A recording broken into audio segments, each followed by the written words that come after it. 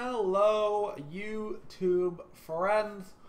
It has been a while since I did this type of series, direct to YouTube type dealio, and I want to get back to kind of what I started with in Smite when I started my YouTube and I started all this stuff. I really was focused on making guides and trying to help people be better at the game, and it kind of transitioned a little bit into like making full content videos on people so they could watch games and so they could watch highlights and silly things and crazy things, and I'm still going to do all those, but I want to get back to my roots of just helping people with builds or maybe certain characters or how to level and warding locations and objective type stuff and all that dealio.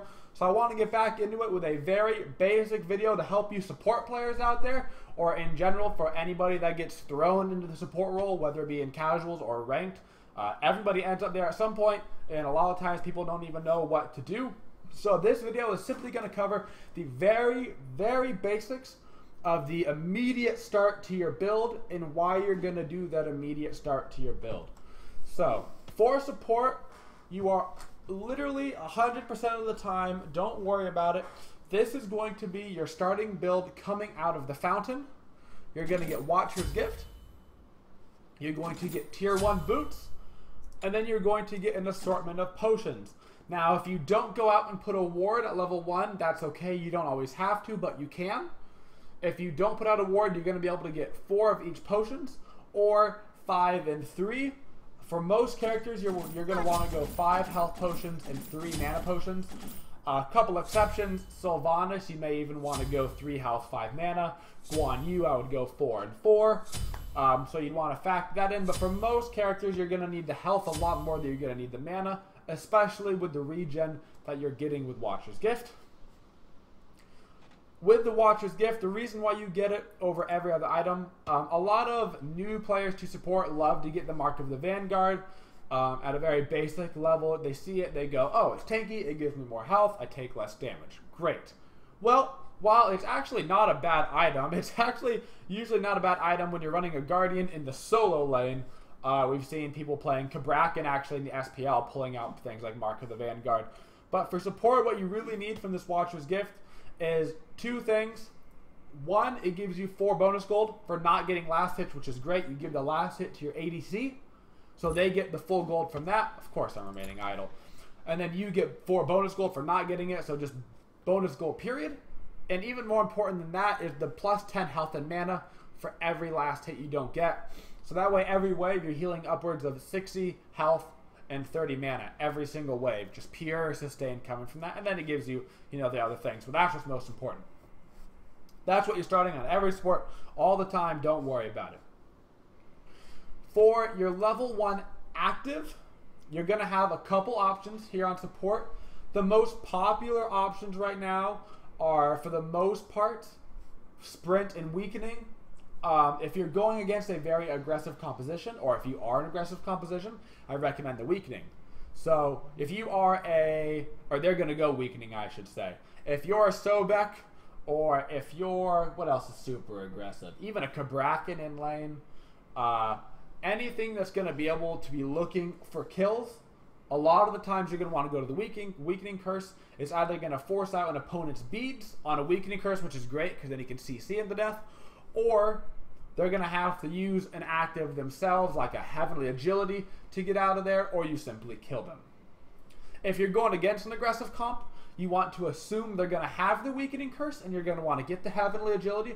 It's really all you can do for your ADC to counter it. Otherwise, they're going to have to beads, and you don't want them to beads a Weakening Curse, because you want them to have beads up in case they get Khepri pulled, Athena taunted, any form of Guardian CC that will be coming out onto your Hunter. So make sure you get the Heavenly Agility to counter that. Couple exceptions. Very rarely you end up getting either Meditation or Beads at level 1 or Blink. Guan Yu, Sylvanas kind of like to get that Meditation, just bonus healing on top of your healing. Of course, you've got to be careful there. If you go Meditation and the enemy goes Weakening Curse, your Meditation's going to suck and you're not going to get the heal from it. Plus, you're not getting your own heal. You're going to die. Got to be very careful. Beads, if you're going against a composition that's a kill Guardian comp, one of the biggest ones is Sobek Willix. If they have a Sobek Willix, you're probably just going to need to get beads because you're going to need to beat the Willix pull every single time. If they have an Ares and you don't, for some reason, think you're going to have your ultimate up for CC immunity, you might need to get beads for the Ares. Or if you think for some reason you're going to get pushed out of lane, they're going to hit 5 first, he's going to blink on you, ult you, you're not going to have your ultimate up in time to be CC immune, get the beads. And blink if you're on a certain god that you feel like you're going to make it out of laning phase with no problem. If you're on Ares and you want that for team fights, if you're maybe on Geb or Sylvanas, you will have opportunities, but for the most part you're looking at sprint or weakening depending on, are you going to be aggressing with weakening, or are you going to get aggressed on, in which case you need the heavenly. That's actives. And the last thing we're going to cover here in this video is what boot do I go into / do I get a boot? So there's really 3 options that you have right now as a support. Pen boots and cooldown boots, really not great options right now for support. Yes, it'll work in your casual games. Yes, it'll work in ranked games. I play it quite frequently in ranked. But if you want to mimic what professional supports are doing in SPL as close as you can, you're going to have 3 options: tank boots, Talaria boots, or winged blade. So let's talk about when you'll be getting those 3. First up, reinforced shoes. The big reason why people pick up these reinforced shoes is going to be health and crowd control reduction. The magical power is pretty irrelevant. Everything's pretty much giving the same movement speed for the most part. So why are we getting reinforced shoes? It's that health, 150 bonus health right off the bat is actually super nice, especially earlier in the game. It's going to be a pretty significant percentage of your health bar increase. And the 30% CCR is really why you're getting this. So if you're against a team that has super heavy in the CC department, if you're a support that has to initiate and you're worried about getting CC'd before you're going to get your initiation off, so maybe you're not a blink character, right? Like a blink Sylvanas, you're pretty much going to blink and get your ultimate off no matter what, right? But you're on Athena and you have to dash in and then taunt, and you're worried that when you dash in, you're going to get stunned by somebody and then counter-rooted, and really you're like, oh, I'll never get my taunt off. Well, you can go the CCR boots here with the reinforced shoes. You barely get CC'd at all. It's 30% CCR, which is right by the cap. You only can have 40% total. So you're getting yourself right up towards that caps with 1 single item, and then you can go ahead and get your initiations off. The other option, Talaria boots, which is traveler shoes here for Guardians. Talaria for, I don't know why they have different names for, they do the exact same flipping thing, you know what I'm talking about? Anyway, point being, you get 14% additional movement speed when you're out of combat, as well as 25 HP at 5 while out of combat with these boots. They give the same 20 magical power and they give the 18% movement speed. So you don't get the health and you don't get the CCR. So why are you getting these? 2 reasons. One, you're getting these for quick rotations. These are pretty popular boots actually on Ares. Ares rotate around the map, just looking for pulls around the map. Maybe rotate over to the solo lane. If you chain the solo laner, perhaps they're going to die. Any god as well that you're looking to get AoE attacks on are pretty common. So the biggest thing about Talaria boots outside of the bonus movement speed is that you get 30 gold for every god that you hit every 90 seconds. So you can hit each god on the map on an individual 90-second timer. So you hit the Apollo, and then you rotate to mid, and you hit their Janus, and then you go into the jungle, and you hit their Wheelix. Well, that's bonus 90 gold just because you were hitting people, and then all of their timers are counting down, and then you can hit them again every minute and a half to get more gold. These boots will get you more gold than your enemy support, period. Basically, with these boots as well, it allows you to have the leeway to, if you die or get picked off once or twice, you'll still be fine in the gold department just because you're moving around the map getting a little bit more farm than the enemy, period, because you're able to get from point A to point B faster out of combat. And on the way there, you might snag somebody, you just do a Geb knock-up, and you hit 2 people in the mid lane while you're clearing the wave. Or you Athena, and you do your shield wall, and then you throw your spear and you hit somebody just for the 30 gold anyway.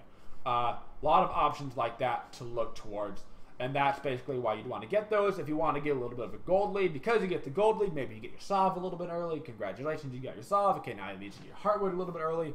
All that kind of good stuff. Not quite as aggressive as the reinforced shoes in terms of just going into the middle of a fight. More about rotations. And our final option here is not a boot at all.